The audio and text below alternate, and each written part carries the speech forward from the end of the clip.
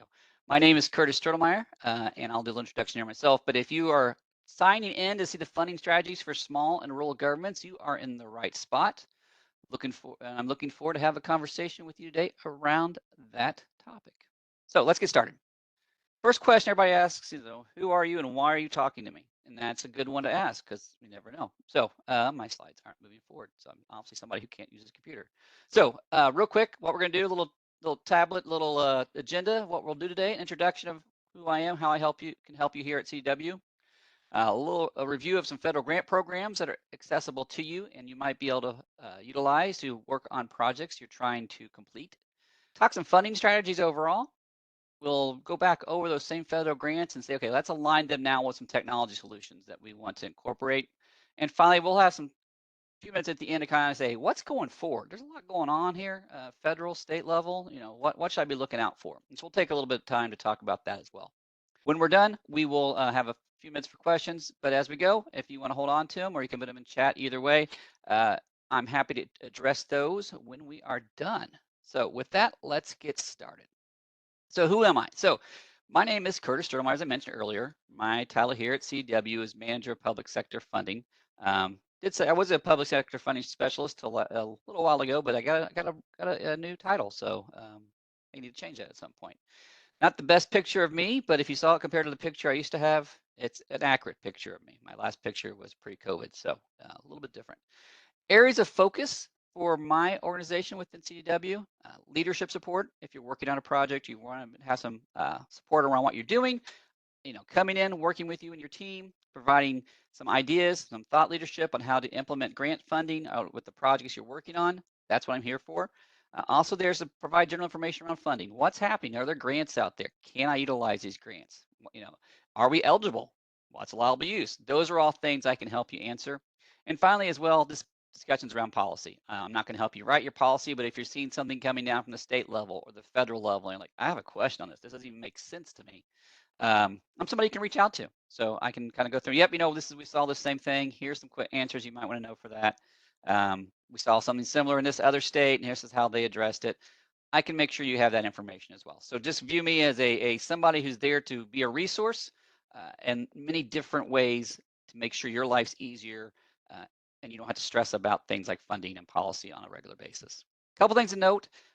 Always like to note that I'm a value-added resource here at CDW. Simply being there's no cost. If you have a question and you're like, you know what, I'd really like to know more about this, who can help me? Just reach out to your account manager, or you see my email right there on that slide. You can always reach out to me directly. I'm happy to answer any questions. The other part I always like to point out is my background is research and education. It is not sales, so I won't try to sell anything. Couldn't if I wanted to. I'm not sure I know how to get in the sales system. So feel free to reach out and we can have great discussions around funding and policy with no concern about, oh no, now he's going to try to sell me something. I'm not. I'm just here to be a support for you. So that's a little bit about who I am and what my team does. Let's dive in a little bit further next steps. Let's talk about funding. So what's out there? So let's just start with some federal grants. I always like to bring these up because these are the ones that are most common and we see most utilized by local governments throughout the United States. So I divide these in two sections, and this is important for a number of reasons. One, you have the top half, which are grants that were supported through either ARPA or Infrastructure Investment Jobs Act or an Inflation Reduction Act. All those different grants that came from a specific, all those specific grants that came from a specific bill. They were things that were either addressing concerns around COVID or concerns around jobs or whatever it might be, but those are the grants on top. So important things to note about these grants on top, they all have a deadline more or less to put. So what you're going to see there are, for example, a state and local cybersecurity grant. It was $1 billion over 4 years. FY24 was the third year. There's one more year coming up, FY25. So if you haven't seen the grants for your state for FY24 or 23, don't be worried about it yet. Some of the states are behind, but do know you have at least one more year coming up. Same thing for Safe Streets and Roads Vault SS4A. State and local fiscal recovery, that goes back to ARPA funds. Those dollars you can't really obligate anymore, but you are now at the point where you still have 2 more years to actually utilize them. So if you did something in the last couple of years, you got your money, and you're like, okay, I know we did this. What did we do with the funds? Where did they go? Ask the question. You say, hey, wait a minute, what do we do with this? Okay, do we get it obligated already? Great. Can we go forward with that project now? Because now I only have 2 years to get it done. The last one there is BEAD, and BEAD is one that comes from IAJ as well, I believe, and it is a monster. And what the local level, your main concerns there, and we'll talk about this a little bit when we talk about broadband as a solution situation. But that one's a specific example of there's a lot still going on, and there's still a timeline, but there's so many wheels moving that I couldn't sit here and tell you this is how much it's going to be this year, or how much it's going to be next year. It's just a little bit of a train wreck right now. So from that standpoint, do know that there is funding. All those on top, like I mentioned, are specific bills, specific driven by specific things, oh, specific legislation. All of those are also situations where we have to think about what's happening with the new presidential budget or reconciliation or things along those lines. And I'll talk about that at the very end as well. The ones we focus mostly on are the bottom half. Those are our yearly grants. So we know that money was there last year. We know that money is going to be here this year. And very, very likely that money is going to be there next year.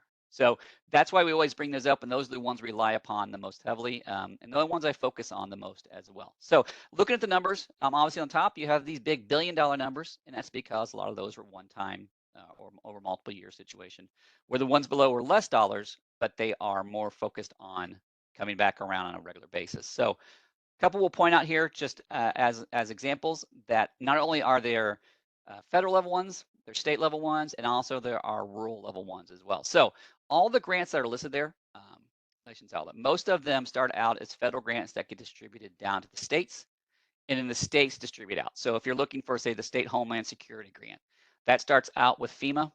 FEMA provides the money to your state. Your state then runs its own Homeland Security application timeframe. So the application window can change by state, but also the amount of funding obviously is impacted by state as well based on size. But the key thing on that is they are looking for specific types of categories of support. And rural communities usually have they get preferred in some ways. They're looking at how to really support those groups. Because, for example, the state Homeland Security, there's actually ones just dedicated to urban areas. So state Homeland covers the non-urban areas within a state. Some of those as well, for example, the Justice Assistance Grant, there's a localized grant you may qualify as well as a state level grant. And even like the body-worn camera grant there is a body-worn camera grant targeted just towards rural communities as well. So as we look at those, realize there are options there for you, and these come around every year.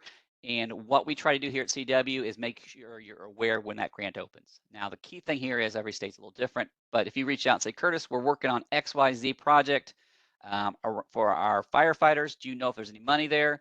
You know, I can say, yep, this grant will open up, it's already opened, or here's what you need to know from a timeline standpoint, and make sure you have access to that information to make your lives easier. So again, key thing on this one, two different types of grants. We have our yearly grants versus our legislation-based grants. The ones on the bottom can pretty much count on a yearly basis to be there, and something you can plan around in lots of different ways. All right, so let's just talk a little bit now. Okay, so that's great. That's good to know that. So how do I go about taking advantage of some of this? So let's just kind of talk some funding strategies for a second. So key thing I mentioned is know your funding sources. So know where that money is coming from. So I listed 4 main areas there that you usually can find funding for rural and small locales, and those are USDA, Homeland Security, Department of Justice. And I list those because they specifically have grants targeted for that environment. USDA, you'll see, and if I go back to that prior slide where I had the list of grants, one of them didn't have any information. It just said USDA rural economic grants, and that's true. They do have a large focus on just that portion of working with those communities. They also have grants that are specific to those communities, but are maybe specific for healthcare, specific for K-12. So there are options there. So we're going to watch and see when those grants pop up, because we know those are the ones targeted for us. Homeland Security grants. Okay, going back to the idea of what's that mean? There is a lot of money for public safety that comes from the federal government through FEMA. Everybody thinks of FEMA as earthquakes, tornadoes, and hurricanes. They also have a whole side of the government where they provide preparedness funding. So looking out for grants for, we mentioned earlier, Homeland Security, but there's also emergency operations centers. There are even things that wouldn't most likely impact where you guys are coming from, but transit and port authority. So there's a lot of funding from that group that we may be able to take advantage of for everything from cybersecurity to physical infrastructure. They provide a lot of dollars to take care of that for local communities. Next one there is the Department of Justice. DOJ always has grants available, everything from corrections to um, policemen on the street type of situation. So if you're talking, okay, where are we looking at from a opportunity to provide laptops for our cruisers, or we need radios for our dispatch, or whatever it might be, that's where we start talking DOJ. And I mentioned earlier on that prior page, you had the justice assistance grants. Those justice assistance grants come out every year. They are specifically for those types of situations. Hey, I need this for public safety. That is exactly what that is for. So those three organizations consistently have funding available for small and rural governments. The other thing there I'd say is look for your state block grants. Now, a lot of that money comes from the federal level, and then the states distribute it in one way or the other. But again, some states do also have specific grants that will support, again, things like physical security or public safety, or even some situations, things like cybersecurity along those lines. But do watch out for those, because you're knowing where those sources are, where that money is coming from, truly will impact things like, okay, now what solutions should I be trying to implement? What's my timeline? How do I know when I'm eligible, and who do I need to reach out to? Another one of those funding strategies that's important to utilize, and I bring this up simply because this does sometimes get written into the grants. There was a requirement to maybe be a consortium of, the local government with a nonprofit and a business facility or organization of some type. So no, some of the grants have a public-private partnership requirement. So if that's the case, make sure you know how to utilize that. Who are we working within our organization, within our township, within our city, or whatever it might be, that can help support these. And it's possibility here is that they also will share those costs with you in some ways. And they also have some shared responsibilities for implementation, as far as timeline, purchasing, all those things can be part of that, which is a benefit, because normally a lot of federal grants, I say normally a lot, but most federal grants have some sort of sharing requirement to it.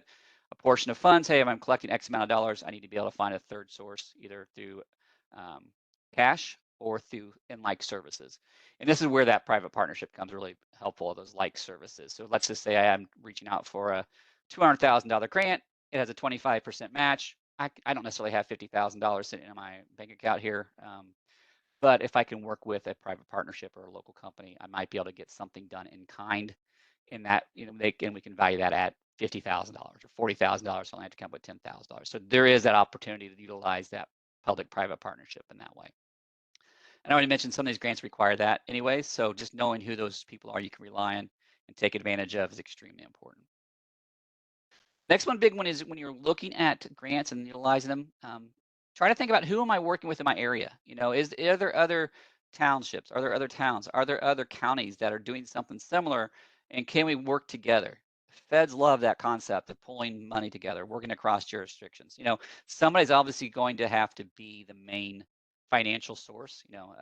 Person's going to be responsible for paying the bills and collecting all materials. But as a group, if we can go through, we are seeing this as a need in our area, here in Southwest Indiana. These three counties all need this. We need this. This is very important to us. We would love to go together and help build out some sort of infrastructure backbone, or cybersecurity training resources, or we're looking to build a community center that we can tie together between the three counties, can utilize for everything from students use to adult education to professional training, whatever it might be. So do know that if you can do that, pull together those resources and pull together those intergovernmental opportunities, that really makes a big difference. And the same thing too, I'm talking about counties, but if you can say, hey, my police department's going to work with my fire department's going to work with my mayor's office, whatever it might be. If you can also show we are collaborating, it makes a big difference as well. The other thing I'll say about that as well, if you are working on something, don't feel like you have to be alone. So funding strategies is, I get a question, oh my gosh, this is an overwhelming grant. I don't know where to go with it. It's too much writing, or it's very complicated. Reach out to your state agencies. They're actually the ones responsible for distributing most of these funds, and they probably have really good resources. They want to work with you because they're getting the money from the feds, and the feds are saying you need to distribute these funds. And a lot of times they have a requirement to get a certain percentage out to rural and local governments, and they're going to say, okay, we need to get that money to them specifically. So they're going to want to help you because they need to get that money out. And so they'll have everything from workshops to webinars to, I've seen all the way down to grant writing um, classes and meetings where they can help you actually write the grant as well. So do take advantage of that as an opportunity as you go. And the last thing I would say is more general, but it's very important when you do these types of things. You have your funding strategies.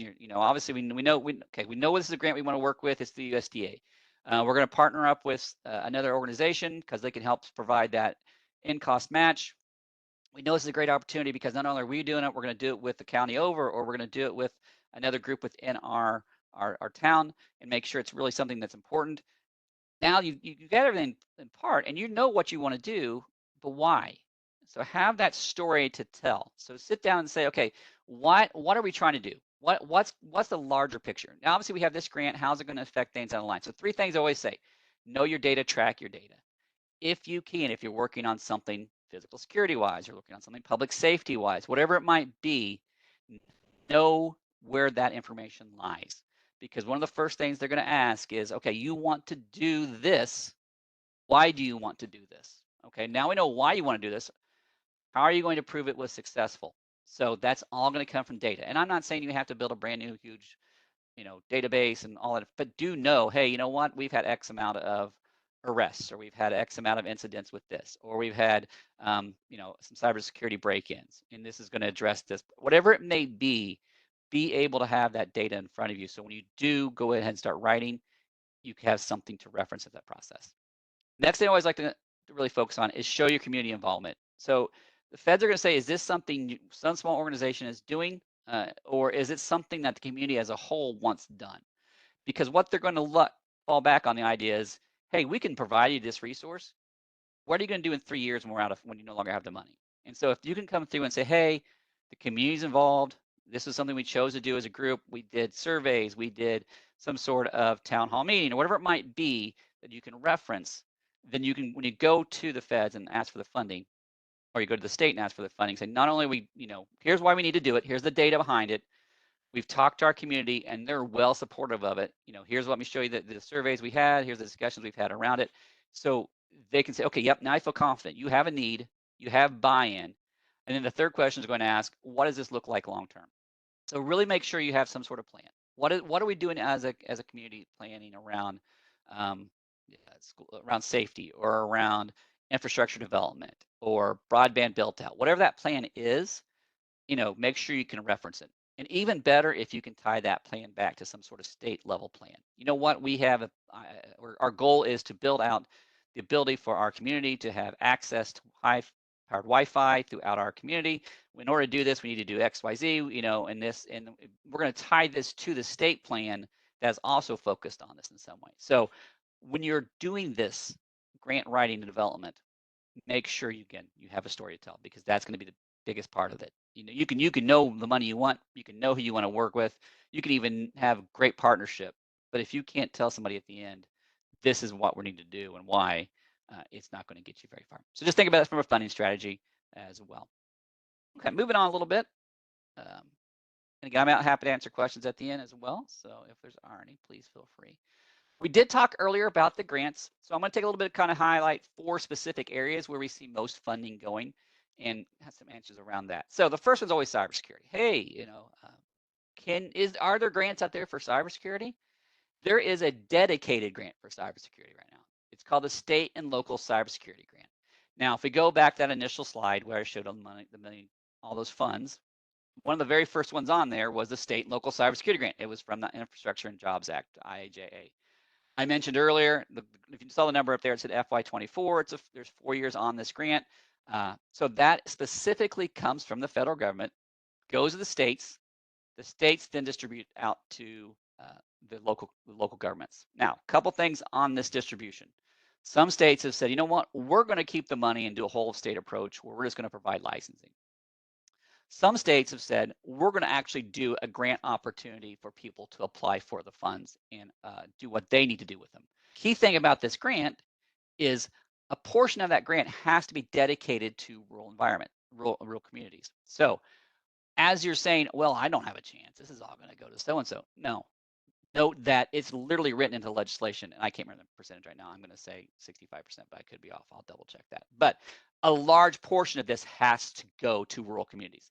That was the whole idea behind the grant, in a sense, was the Fed said, you know what, we know our larger cities and towns most likely have some sort of resource already available to them to address cybersecurity. We know a lot of our small um, local governments don't, because either you have one guy who's trying to do 5 different things, or just it's there's so much going on there that it's beyond the ability for somebody to focus completely on cybersecurity. So the Fed said, let's make sure we focus those dollars towards those communities. So do note that grant's out there. I will say this is one where if you ask me, hey, is my state open? I'm going to have to go look, because every state seems to be on a different window.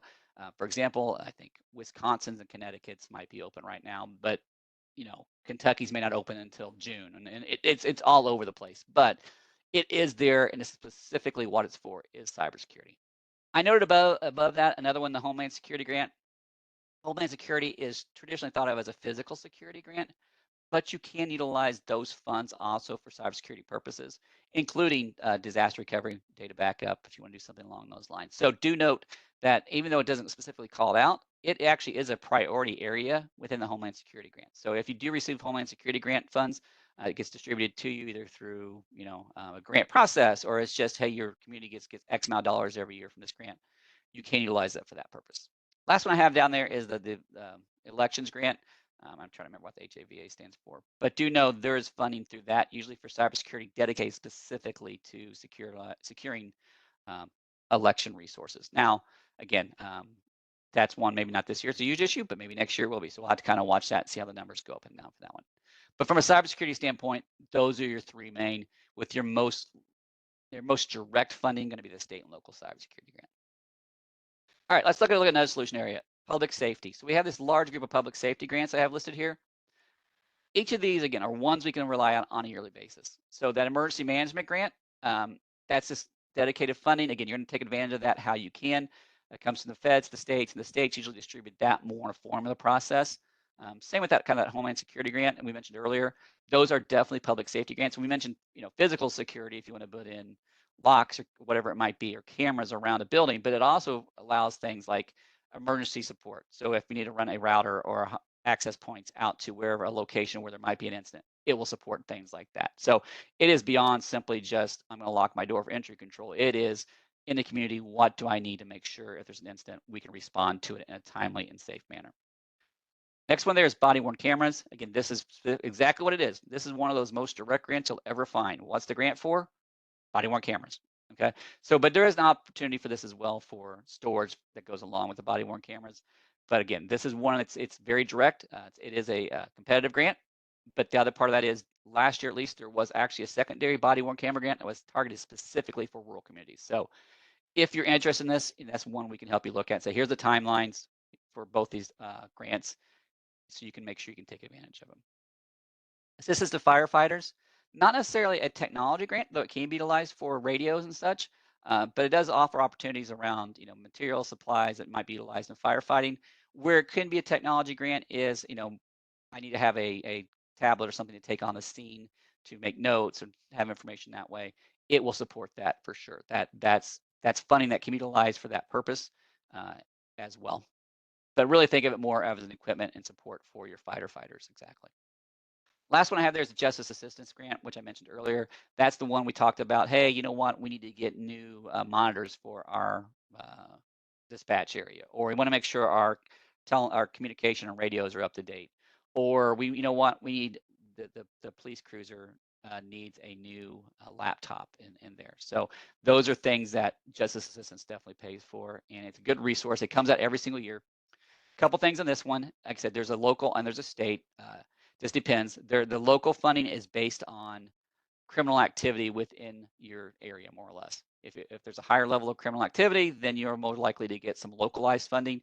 If you don't get localized funding, the funding goes to the state, but the state's then required to distribute a percentage of their funds, I believe it's 80 or 90%, down to local governments. So if you don't get something direct, you're going to probably have an opportunity to get money from the state itself. So cybersecurity, public safety, 2 big ones right there, and good opportunities. There's some grants you can take advantage of from that standpoint. A couple different ones here talk about at the end. Some broadband connection, always a question, what's out there for broadband support? Obviously, the big one right there is BEAD. It's a $42.5 billion grant that came through, I believe, IIJA. So that money is there for that purpose. It's great in theory. It is taking forever to be distributed. So what the longest part of this is the feds came back to the states and said, the states, you have to come up with a plan. There's like 4 steps to the plan. Each step has to be approved. And some of the states are like, this is just taking forever. And then they turned around and said, initially the Fed said, we want everything to be fiber backbone. And now they're saying, well, wait a minute, if you want to do, Starlink or, some sort of satellite services, you can do that. So just know there's a lot of moving parts in this. As a local government, where it's a benefit for you is they do have to terminate this stuff somewhere. So they're looking for termination locations, either in courthouses, libraries, wherever that might be. There are opportunities to take advantage of those situations. Hey, you know what?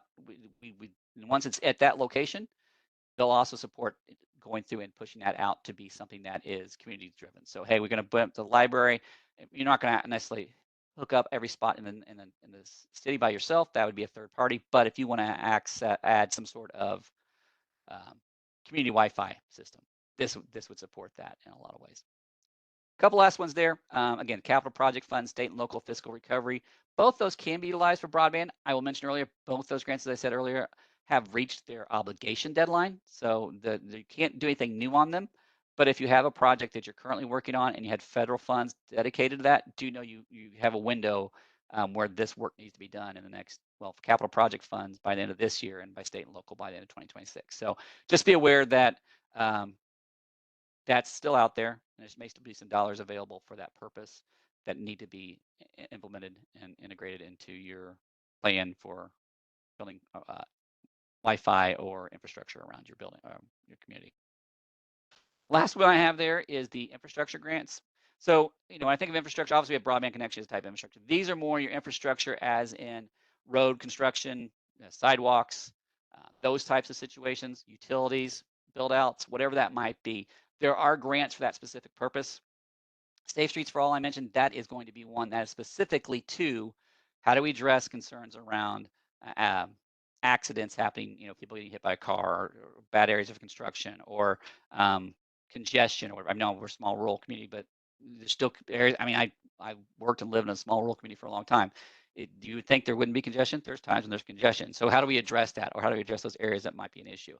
That's what Safe Streets for All is as well. There's similar grants for things like bike paths, not necessarily something you need to worry about, but where Safe Streets for All can help you are things like sensors, road sensors, or you need to put something in for the light to turn from red to green. If there's a situation where there's a emergency response happening, those are things that Safe Streets for All can definitely help with. USDA rural development, again, that's one's going to be we'll build out your utility infrastructure, can be utilized for other type of, we want to build a community building or whatever it might be. So that one, there's really with that grant, it's not a single grant. It is a program, and there are multiple grants targeting different situations.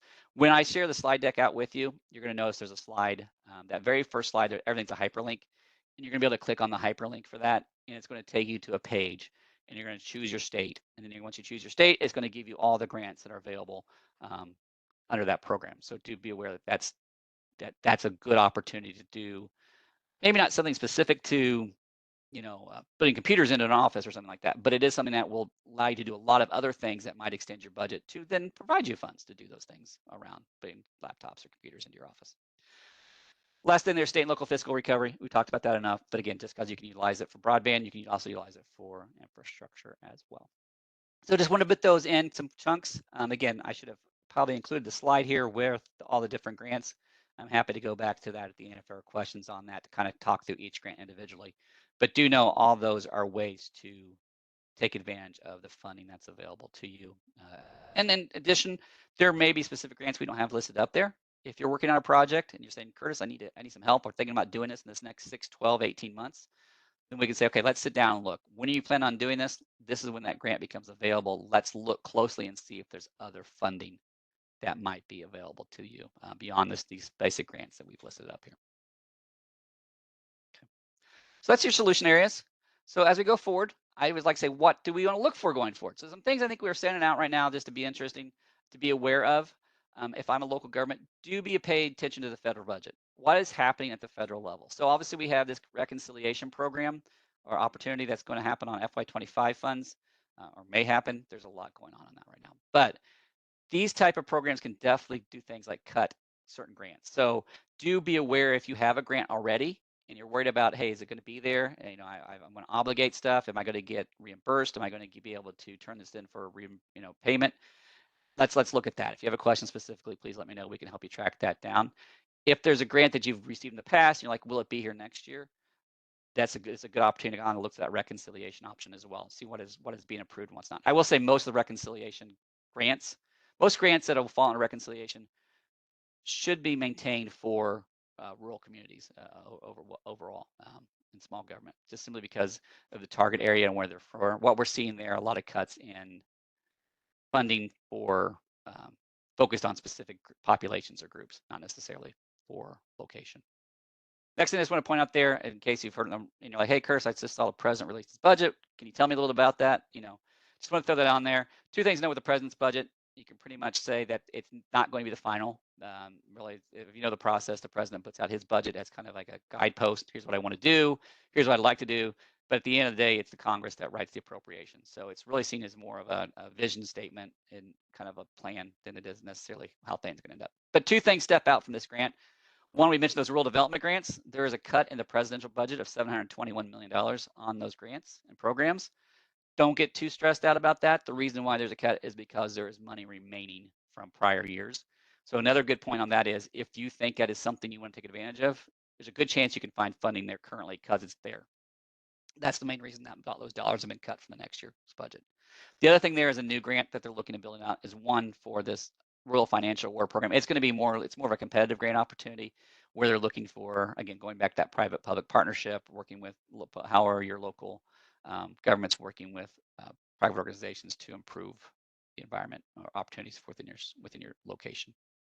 Last couple things to think about, look for a lot of states are implementing these government efficiency programs, think DOGE. So just be aware, it can be a positive and a negative. It's obviously they're trying to find ways to save dollars so they can make sure that they can get money out. But it is something that also is going to impact some programming, some grants, and just know that that is something we'll have to watch for as far as, again, what's available this year will be available next year, and have a question and how we can best take it. Or does it make a change to the grant? Is there a focus away from X to Y now, and how do we take advantage of that? And the last thing I have on there is just artificial intelligence integration. I can't have a presentation without talking AI. So I'm putting it on here for a couple of reasons. One, we're seeing a lot more states focused on AI policy and programs and legislation. So there will be a focus on that at the state level, which will filter down to the local level, and as well as the feds are starting to take a look at this as well. Just put a couple examples there. AI-assisted emergency dispatch, chatbots. A lot of times people think I don't want to dive into AI. It's expensive, or it's time-consuming, or there's something going on, and how is it really going to benefit me? I think those are two pretty good examples of ways that it may actually free people up, may free your resources up, because it's allowing this other tool to take advantage of. Allowing your constituents a way to take advantage of another tool to get things done in your community. So with that, just kind of went with that, what to look for as well. I did want to leave some time for questions at the end. So if there are any, I'm happy to answer them. If you'd like me to go back to the first slide with the different grants on it, I'm happy to go back there as well. But with that, I will pause and see if there are any questions. I don't have access to chat, so if anything popped up, hopefully Trinice can let me know. Nothing in the chat right now, but we'll give it a few minutes. Okay. As we wait to see if there's questions, I will go back. I'm going to go back to that very first slide because I want to just a little couple more details over it just so people can see. I kind of went through it fast. I want to make sure people see what all those different list of grants and how they can be utilized. So a couple things here I wanted to point out. Obviously, we talked about the ones on top, the state and local cybersecurity grant for cybersecurity, obviously Safe Streets.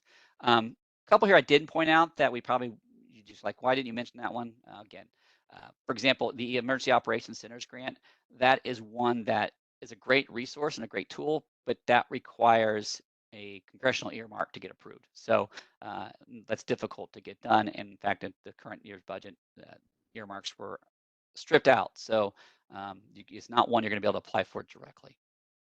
The other ones here that I just wanted to point out was, again, there's my USDA Rural Economic Development. Like, why don't I have anything written down next to that? That's exactly why, because it's just, there's no It's not a specific program. It is a group of programs and grants and something you can take advantage of. Well, I think it doesn't seem we're getting much in the way of questions, which is fine. I Yeah. appreciate everybody's time. I'm going to go back to that last slide again so you can have my contact information. If you do have a question or you would like to follow up in any way, a couple different ways, reach out to me directly. That's what I'm here for. I'm happy to support you any way I can. Also, feel free to reach out to your account manager. They will be happy to coordinate a meeting between you and I and them to discuss whatever projects or programs you're looking to implement. And they will make sure that we set up a proper time and have a good conversation between the three of us. So with that, I will say thank you. Wish everybody a good afternoon. And Trinice, I'm going to stop sharing at this point. Yeah, perfect. Thanks, Curtis, so much.